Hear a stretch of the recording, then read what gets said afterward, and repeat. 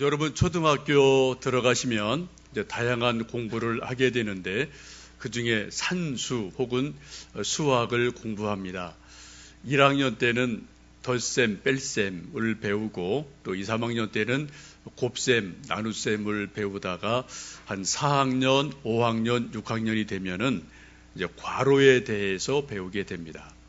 혹시 여러분 초등학교 자녀 두신 분들은 숙제를 도와주다가 이런 것도 배우는구나 생각해 보신 적이 있을 겁니다. 수학의 괄호는 크게 세 가지죠. 소괄호, 중괄호, 대괄호.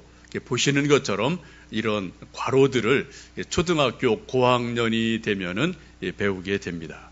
참 괄호라는 것이 참 재미있어서 이 괄호를 어떻게 치느냐에 따라서 그 답이 확 달라지게 됩니다. 소괄호 속에 아무리 많은 수를 100, 1000만, 1억을 넣고 또 그런 것을 10개, 20개 쭉 나열했더라도 그 바깥에 중괄호를 치고 곱하기 혹은 나누기를 하면은 값이 달라집니다. 소괄호가 100개 있어도 중괄호 하나를 치고 곱하기 0 하면은 답이 뭡니까? 0이에요. 그렇죠? 중괄호가 10개, 20개, 100개 쭉 수많은 숫자가 있어도 대괄호를 크게 치고 바깥에다가 곱하기 0 하면은 그 값은 뭐가 되죠? 0이 돼요. 이게 수학의 원리입니다. 근데 이게 우리가 아는 사람은 쉽지만 초등학생들은 꽤 어려운 일이 돼서 괄호에 수학 문제가 나오면은 틀리는 경우들이 종종 있기도 합니다. 수학의 원리는 참 묘합니다. 더 큰 것 앞에서 작은 것이 아무리 많이 모여 있다 하더라도 무력하게 됩니다. 힘을 전혀 쓰지를 못하게 됩니다. 그리고 더 큰 값, 대괄호 앞에서 모든 것들이 수렴이 되어지는 일들이 일어나게 되죠. 이러한 일들은 수학 문제뿐 아니라 우리 인생에도 있고 우리 신앙생활 속에도 이러한 현상들이 종종 일어나는 것을 우리가 경험을 합니다.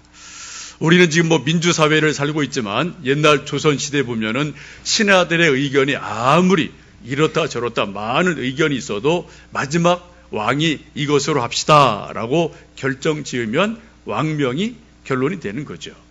우리 신앙도 마찬가지입니다. 이 세상상 우리 모든 사람들이 나는 이렇게 생각해요, 나는 저렇게 믿어요라고 수많은 생각이 있고 수많은 믿음의 표현이 있겠지만 최종적으로 예수님께서 이것이다라고 결론을 내리면은 그것이 결론이고 정답이 됩니다. 우리 예수님 믿는 사람들이 마지막 믿고 기다리는 게 무엇입니까? 최후의 심판 우리는 믿어요. 그죠? 지금은 우리가 다 과정 중에 있지만 언젠가 모든 사람이, 모든 인류가 마지막 심판대 앞에 서서 예수님의 최종 심판, 최후의 심판 우리는 기다리고 믿음으로 살아갑니다. 그런데 예수님께서 우리 모두에게, 모든 인생들에게 너는 양이다 그러면 그 사람은 양이에요. 너는 염소다 그러면 그 사람은 염소예요. 변명할 수 없고 우리가 항의할 수가 없습니다. 우리는 예수님의 은혜를 구하며 이 시대를 살아갑니다. 오늘 함께 읽으신 갈라디아 이 말씀은 아주 중요한 사도 바울의 말씀이죠. 당시 갈라디아 교회는 극심한 갈등 속에 있었습니다. 모두 다 예수님 믿는 믿음의 사람들입니다. 근데 한쪽에는 예수님만 믿으면 된다라고 강조하는 사람이 있었고 또 한쪽에는 아니 예수님 믿어도 율법 지킬 것은 지켜야지라는 율법을 강조하는 또 한쪽의 사람들이 있어서 서로 두 그룹이 갈등을 합니다. 여러분 이 두 그룹이 예수님만 믿으면 믿음이 완성된다라고 믿는 그룹, 또 한 그룹은 아니 예수님 믿어도 구약을 지켜야지 율법은 지켜야지라고 주장하는 이 두 그룹이 한치의 양보 없이 서로 한 교회 안에서 믿음 생활하고 갈등을 하고 논쟁을 하고 있습니다. 이야기를 들어보면 다 양쪽 다 일리가 있어요. 여러분 이런 경우에 누가 최후 승리를 얻을 수 있을까요? 누가 이길까요? 둘 중에 하나입니다. 목소리 큰 사람이 이기죠. 그죠? 예나 지금이나 목소리 큰 사람이 이기는 거죠. 조금 더 민주사회가 되면 어떻게 합니까? 다수결로 합니다. 손들어서 더 많은 쪽으로 의견을 몰아주는 것이 소위 민주사회의 결정일 것입니다. 그런데 성경은 그렇게 말씀하지 않습니다. 누가 더 목소리가 크냐, 누가 더 숫자가 많으냐가 중요한 것이 아니라 예수님이 무엇이라 말씀하느냐, 이것이 최종 결정이라고 성경은 말씀을 합니다. 이런 갈라디아 교회의 소란스러운 소식을 들은 사도 바울이 옥에서 갈라디아 교인들에게 서신을 써 보낸 것이 갈라디아 서신이고요. 그렇게 말씀을 합니다. 함께 읽으셨던 말씀 6절 말씀을 다시 읽어보시겠습니다. 그리스도 예수 안에서는 할례나 무할례나 효력이 없으되 사랑으로서 역사하는 믿음뿐이니라. 지금 갈라디아 교회는 예수님만 믿으면 된다, 또 한쪽은 아니 예수님 믿어도 할례 받아야지 라는 두 그룹이 팽팽하게 갈등을 하고 논쟁을 하고 있는데, 이 소식을 전해들은 사도 바울이 그들에게 예수님 안에서 답을 주고 있습니다. 무슨 답을 줍니까? 그리스도 예수 안에서는 할례나 무할례나 다 소용이 없다, 다 효력이 없다 라고 말씀합니다. 효력이 없다는 것은 법적으로 구속력이 없다는 겁니다. 법적으로 아무런 문제가 없다라는 것입니다. 곧 예수님을 온전히 믿으면 할례를 받든 할례를 받지 않든 그것은 다 똑같은 것이다. same이다 라고 지금 사도 바울께서 말씀을 하고 있습니다. 즉 사도 바울이 갈등하는 갈라디아 교인들에게 주시는 말씀이 무엇인가요? 할례를 받아야 되느냐, 받지 않아야 되느냐, 이 문제 갖고 논쟁하지 말고 예수님을 잘 믿어라, 예수님에게 집중해라 라고 말씀을 해요. 이 시대도 저나 여러분, 우리 모든 사람들은 현상에 집중을 합니다. 사람에게 관심이 가요. 그러나 성경은 늘 우리에게 말씀하시는 게 뭡니까? 예수님에게 집중해라, 예수님에게로 눈을 돌려라 라고 계속해서 말씀을 하고 있습니다. 우리가 여러분 믿음 생활을 잘 하려면 5가지 믿음을 여러분 생각을 해보셔야 돼요. 첫 번째는 창조신앙이 있습니다. 하나님께서 태초에 천지를 창조하시고 저를, 여러분을 창조하셨습니다. 창조신앙이 있어야 되고요.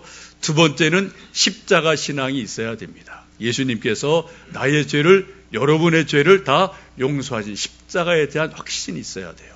세 번째는 부활 신앙이 있으셔야 됩니다. 예수님께서 3일 만에 부활하셨고 저도 여러분도 언젠가 한번 죽겠지만 다시 몸으로 영으로 온전하게 부활할 부활의 신앙이 있으셔야 돼요. 그런 믿음을 갖고 있는 우리는 오늘 매일매일 일상생활 속에서 임마누엘, 하나님이 우리와 함께 하신다는 임마누엘 신앙을 가지고 오늘 하루하루 우리가 살아갑니다. 마지막 하나 또 중요히 여길 것은 섭리신앙이 있어요. 하나님이 나의 발걸음을 이끌어 가신다. 우리는 내일 한 치 앞을 알지 못하는 매일매일을 전전긍긍하고 긴장하고 염려하고 살고 있지만, 높은 하늘에서 보면은 하나님이 우리를 각자 이끌어 가시는 하나님의 섭리가 있다. 우리 개인이든 교회든 여러분의 자녀이든 우리 국가이든 하나님의 큰 섭리의 손길이 우리를 하나님의 뜻하신 바대로 이끌어 가셔서 결국은 합력해서 선을 이루신다. 이 믿음이 우리의 믿음입니다.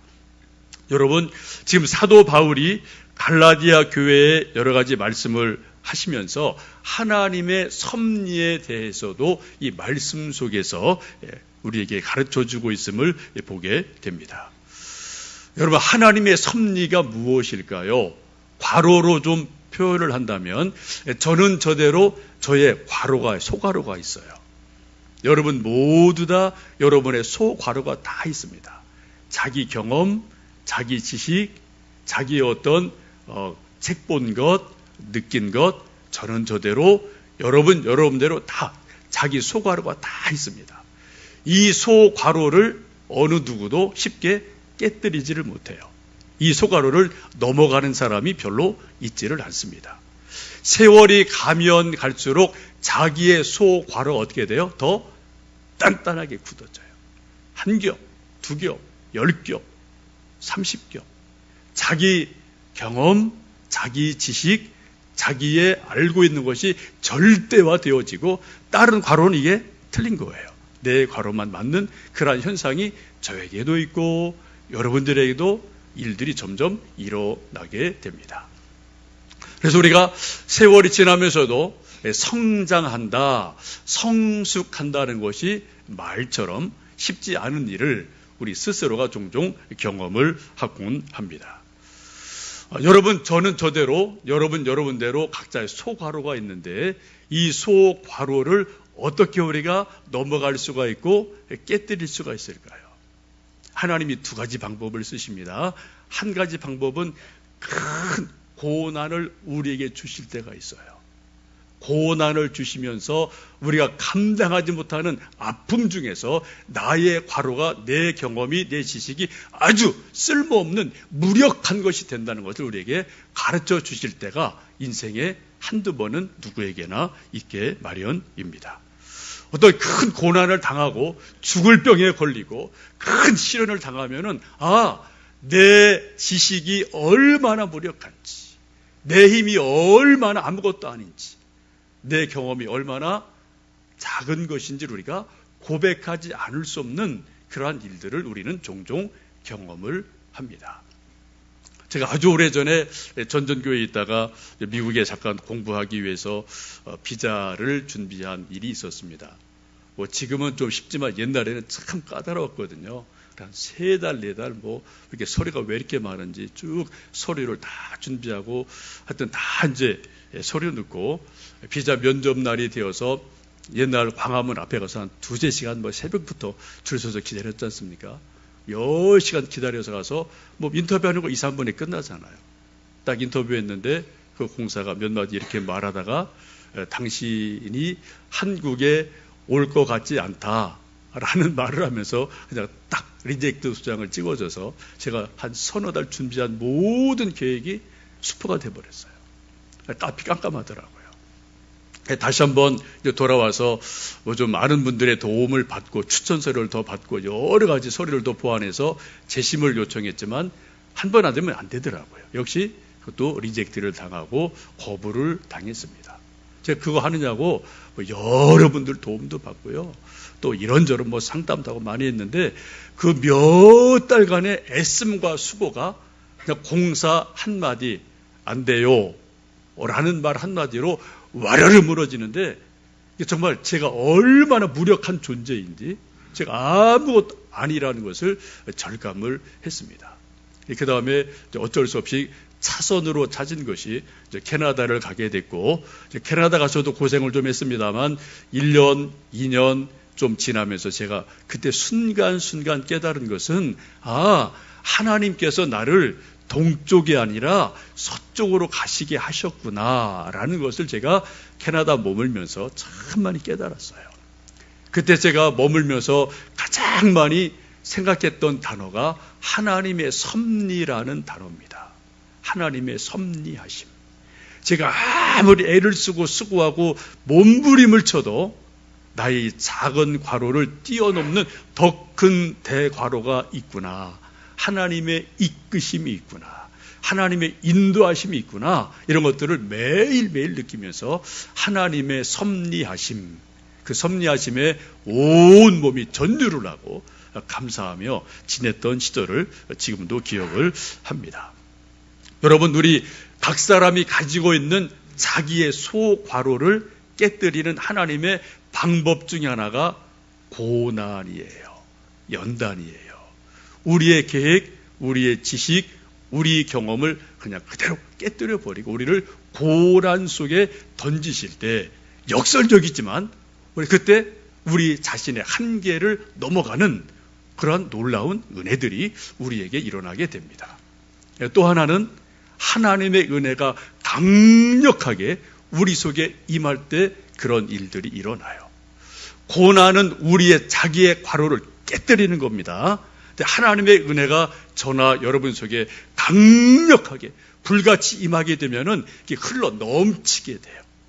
그리고 내 한계가 녹아져 버리는 그런 놀라운 은혜들이 일어나게 됩니다. 여러분도 지금까지 믿음 생활을 하시면서 하나님의 강렬한 은혜, 좀 불같은 은혜, 이런 것을 여러분 몇 번은 경험을 하신 적이 있을 겁니다. 여러분 그때 어떠한 깨달음, 어떠한 생각, 어떠한 마음으로 믿음 생활을 하셨습니까? 하나님의 강렬한 은혜가 우리 마음속에 부어지고 우리 영혼 속에 부어지면은 내 생각의 한계를 넘어가요.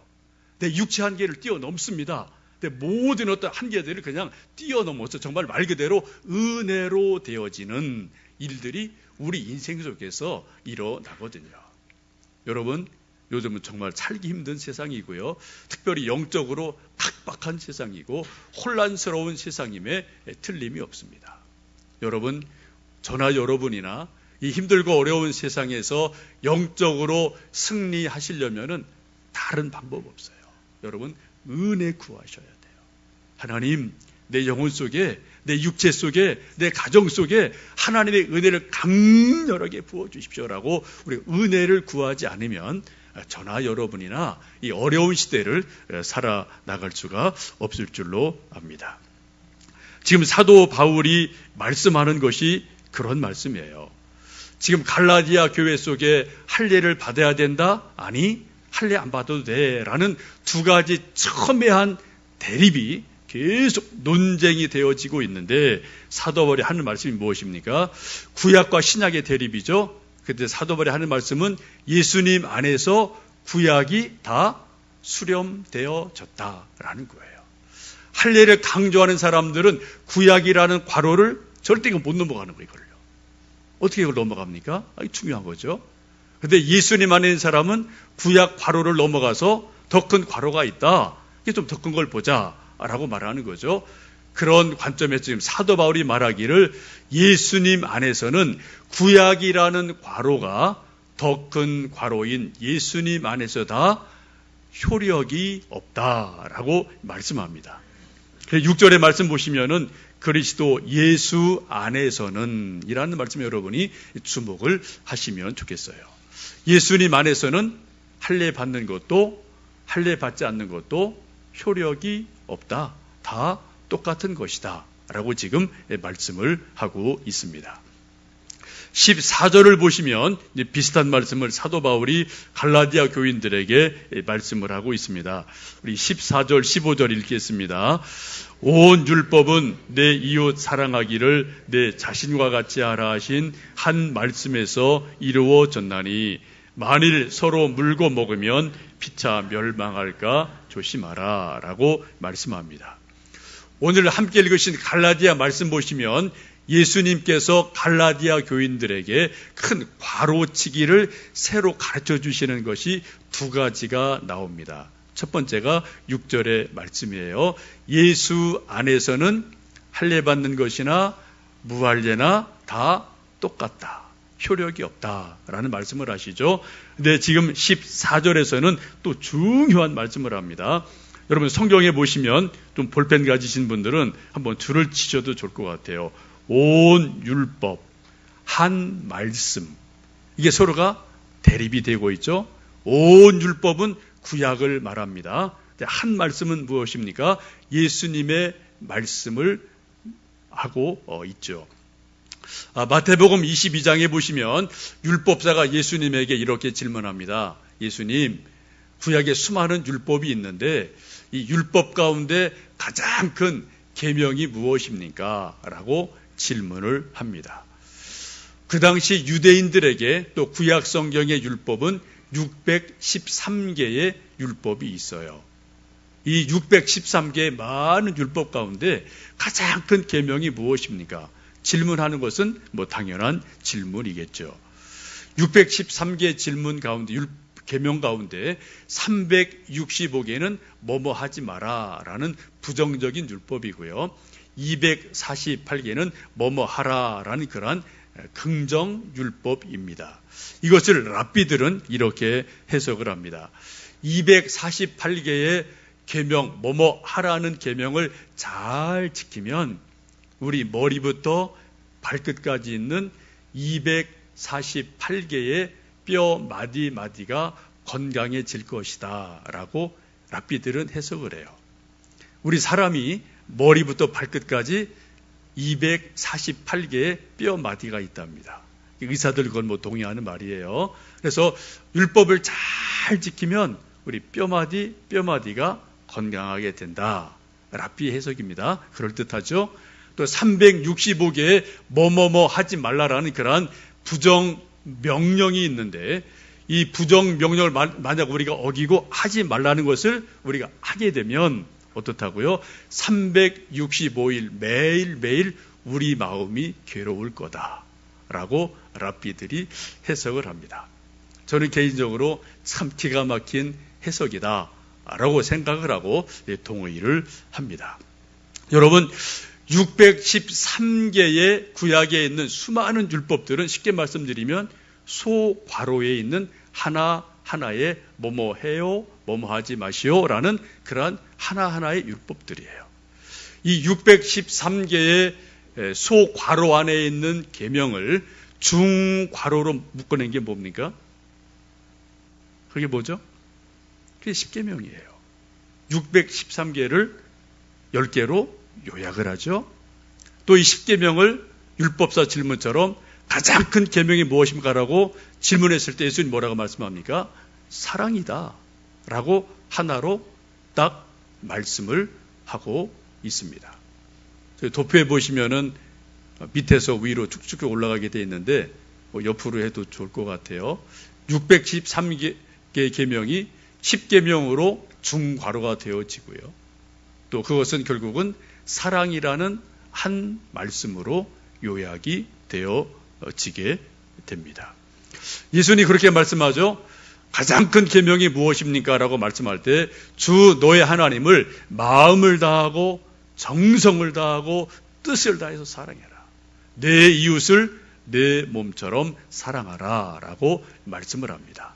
오늘 말씀을 보시면 사도 바울이 율법을 가지고 논쟁하는 수많은 갈라디아 교인들에게 14절에서 그렇게 말씀합니다. 온 율법은 내 이웃 사랑하기를 내 몸과 같이 하라는 한 말씀에서 이루어졌다라고 말씀해요. 온 율법, 613개 율법들이 한 말씀으로 대괄호가 치게 됩니다. 예수님의 사랑하는 말씀 속으로 다 수렴이 되어지는 놀라운 일들이 일어납니다. 여러분, 613개 각각의 소괄호 속에 있는 율법을 지키는 것은 저도 불가능합니다. 여러분도 불가능해요. 우리 십계명 우리는 온전하게 지키지를 못합니다. 그러면 우리가 믿음으로 주신, 은혜로 주신 예수님을 믿는 믿음으로 우리는 그 모든 것들을 끌어안고 들어가는 은혜의 사람, 믿음의 사람이 우리가 되어집니다. 만일에 이런 것들을 하지 않고 서로 물고 먹으면 피차 멸망할까 조심하라고 경고의 말씀을 하고 있습니다. 여러분, 우리가 예수님을 잘 믿기 위해서 어떻게 해야 되고 우리가 무엇을 믿어야 될까요?